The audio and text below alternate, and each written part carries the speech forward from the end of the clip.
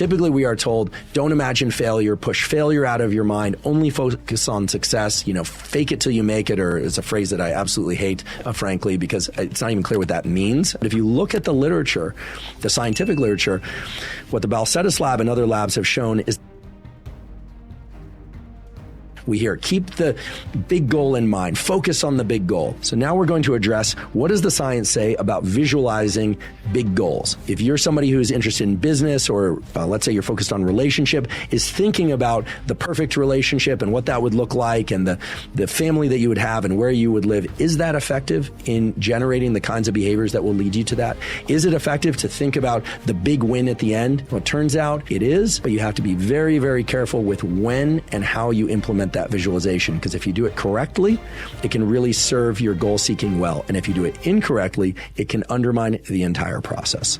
So does visualization work? Well, turns out that visualization of the big win, the end goal, so the Super Bowl win, or 8 gold medals in the Olympics, or graduation from the university of your choice, or making a certain amount of money, or finding the partner of your choice, etc. That visualization is effective in getting the goal pursuit process started, but it actually is a pretty lousy and maybe even counterproductive way of maintaining pursuit of that goal, meaning continuing to engage the sort of actions that are going to get you to eventually achieve that goal.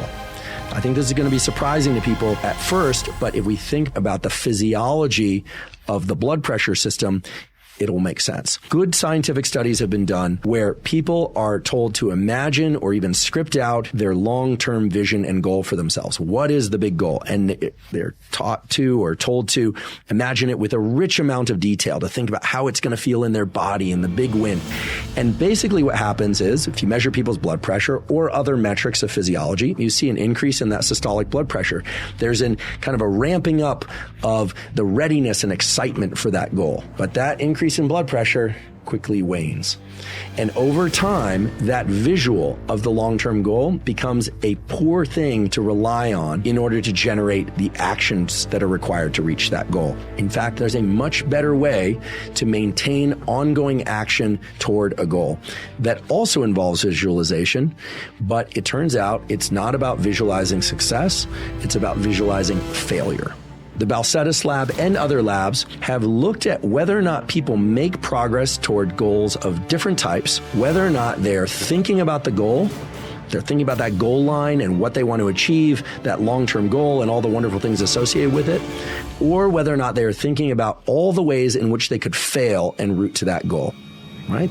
This is not typically what we are encouraged to do. Typically, we are told, don't imagine failure, push failure out of your mind, only focus on success, fake it till you make it, or it's a phrase that I absolutely hate, frankly, because it's not even clear what that means, and it's not even clear what the ethical form of that is. I think it means continue despite any anxiety or fear that things won't work out.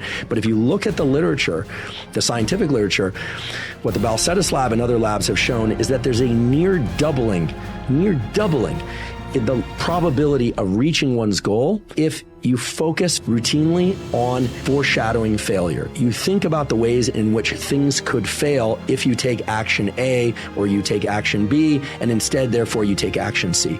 You're supposed to think about how things could fail if you don't get up and run each morning if your goal is, say, a fitness goal. So let's use that as an example, because even though I realize people are in pursuit of many things, not just fitness goals and physical goals are a very concrete thing that we can all get on the same page about because they're related to actions. Let's say somebody sets a goal of running 5 miles 4 times a week minimum and as many as 7 4 times a week minimum before 8 a.m. Okay. In a previous podcast on habits, I talked about the benefits of not necessarily setting specific times that one will do things, but setting time blocks that one will do things. So you say before 8 a.m., you're going to run 5 miles, and that's going to happen up to 7 days a week. Okay. One version of this would be, okay, sit back in a chair and think about how great you're going to feel and look if you're doing this every day, how your health is going to improve, your blood markers of lipids, et cetera, are going to improve. Okay, fine.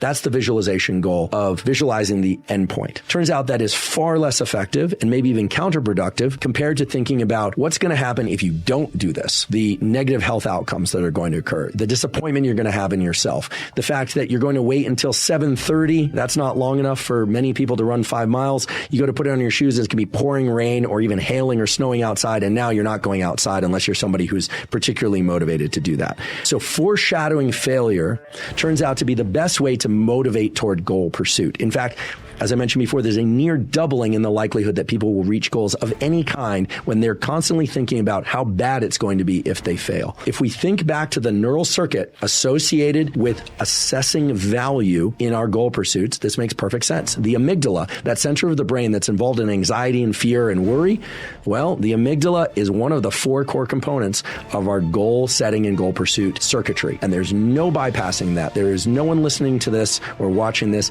whose amygdala is not involved in their goal setting and goal pursuit behavior.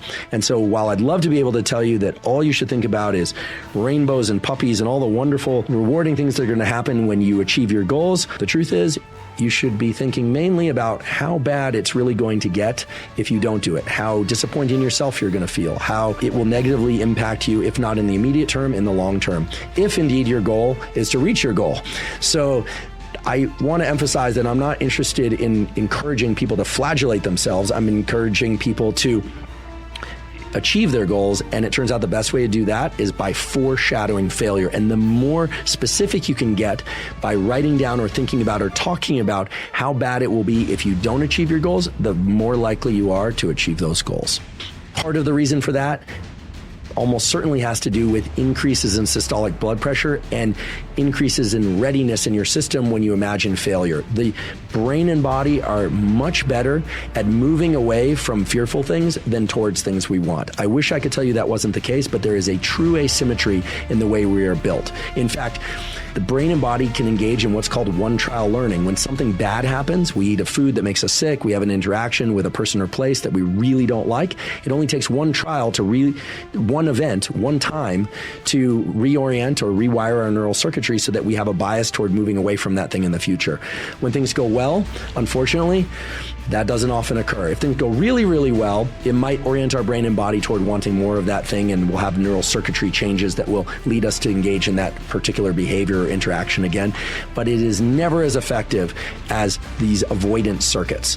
So again, foreshadow failure. If you're going to visualize in a positive way, do that at the very beginning of some goal pursuit. Maybe intermittently every once in a while, you imagine the big win of, scoring perfect on an exam or winning the championship or the great relationship. But most of the time, if you want to be effective, you should be focusing on avoiding failure, and you should be really clear about what those failures would look like and feel like.